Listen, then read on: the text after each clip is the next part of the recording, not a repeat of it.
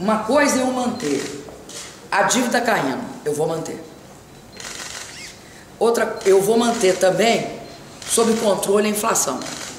Para a gente reduzir meta de inflação, já falei isso várias vezes, não se faz isso no cenário internacional que a gente está. Não se faz isso, porque o cenário internacional que a gente está pode ser ainda um cenário de depressão.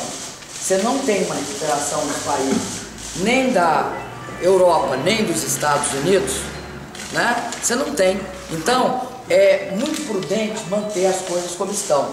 Eu acredito que o Brasil, nesse período de 2011 a 2014, vai ser uma economia que vai poder crescer com estabilidade, controle da inflação, dívida caindo, juros convergindo para a meta, para padrões internacionais, para metas internacionais, né? Os níveis internacionais. O Brasil tendo de apostar muito, né, no crescimento da sua taxa de investimento. Então, eu acho, primeiro o seguinte, eu não concordo que o Brasil tenha de ser submetido sistematicamente a cada fim de governo a ajuste fiscal. Eu acho que o que se tem de ter é sempre isso que você vê no governo Lula. Você vê, esse ano, no início do ano, o governo achou que podia haver algum problema. O que que fez? Contingenciou 10 bilhões do orçamento. Tomou essa providência para ver se ia ser ou se não ia ser. Quando eu digo que eu não entendo a matéria, eu não entendo a matéria porque o que ela diz não coaduna com o que ocorre. Eu não discuti isso, a minha coordenação não discutiu isso. Então, ela não tem base para ocorrer pela fonte, que é a única que pode existir, que é da minha coordenação, ela não tem base. Agora, isso não significa que eu esteja abandonando a estabilidade, porque não vamos confundir todas as propostas de estabilidade, todas as propostas de garantir a queda da dívida pública, tá? Com o período que se fazia ajuste fiscal no Brasil, cortando gastos de forma linear. Isso contribuiu para a destruição da capacidade de planejamento do Estado brasileiro, contribuiu para a destruição da capacidade de investimento do Estado brasileiro. Então, não se faz coisas que não sejam necessárias. Agora, a gente olhar a despesa, controlar ela sistematicamente, faz parte do métier de um governo diariamente. Um governo que não controla suas despesas de custeio, que não controla seus gastos, não é um governo correto com o povo brasileiro. Nós não podemos jogar dinheiro para a rua, para fora, não é isso. Agora, pode ter um ritmo menor de reajuste funcionalista, por exemplo, porque essa reta final do governo Lula teve muita equiparação de salários, reajustes. Eu vou te falar o seguinte, eu acho, vou repetir isso, eu acho essa pauta estranhíssima. Essa pauta eu acho estranhíssima. Eu acho que o reajuste do funcionalismo é aquele que é o merecido. Eu não vou aqui discutir se vai ser menor ou maior em relação a quê? Em relação a quem? E que categoria? Não existe um princípio geral. Então me desculpa, eu não entendo a pauta. Ou ela é muito específica, a pergunta é muito concreta, ou não é passível de ser feita. Porque eu falar em tese geral, eu não vou dar ajuste no funcionalismo, vocês querem que eu fale isso por quê? Agora, o Tucano José Serra, ele fala também que é preciso, ele vai na linha semelhante à senhora, de que não é necessário ajuste fiscal. E no passado eles tinham essa tendência de fazer ajuste fiscal. Como é que a senhora vê essa mudança de comportamento? Eu vou te dizer o seguinte, eu acho que essa é uma questão que nós fizemos ajuste fiscal também, nós fizemos. Não vou julgar pedra em ninguém porque fez ajuste fiscal. O que eu acho? Nós fizemos quando foi preciso, nem piscamos, fizemos o nosso. Agora, isso não significa, de jeito nenhum, que eu vou transformar uma necessidade em virtude. Quando há necessidade de fazer, se faz. Quando não se tem necessidade, não se faz. Não é virtude fazer a reajuste fiscal. Só é quando é necessário. Então, quando eu digo que eu não sei o que é que o jabuti faz em cima da árvore, é porque com um país crescendo a 7%, com um país com a inflação sob controle, com um país com queda da dívida pública, com um país que tem 255 bilhões de dólares de reserva, Eu vou fazer ajuste fiscal para quê? Ministro, a senhora falou da outra Vou fazer vez. outra coisa, vou fazer controle do governo, olhar se o gasto está correto, se estão investindo correto nas áreas, se o dinheiro está sendo gasto efetivamente, se é necessário. Eu não vou nunca mais querer no Brasil que haja 25 motoristas para um engenheiro do Ministério de Minas e Energia. Não vou deixar o Brasil sem planejamento.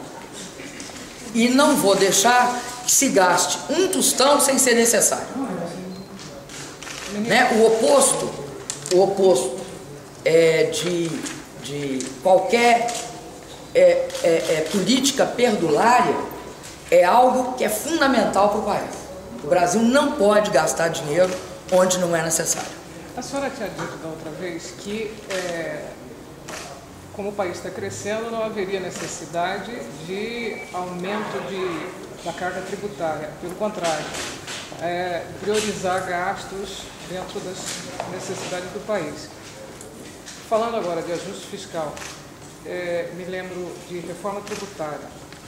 Os governos anteriores fizeram todos os arremedos de reforma tributária, tentaram, mas há muito jogo de interesse nos estados e municípios. É verdade. A senhora vai insistir nesse tema de que forma? Porque... De duas. Vou te falar de duas. A primeira forma é a seguinte: eu tenho uma forma que eu acho que é importante. É a seguinte: o governo tem de tentar uma reforma estrutural tributária. Por quê?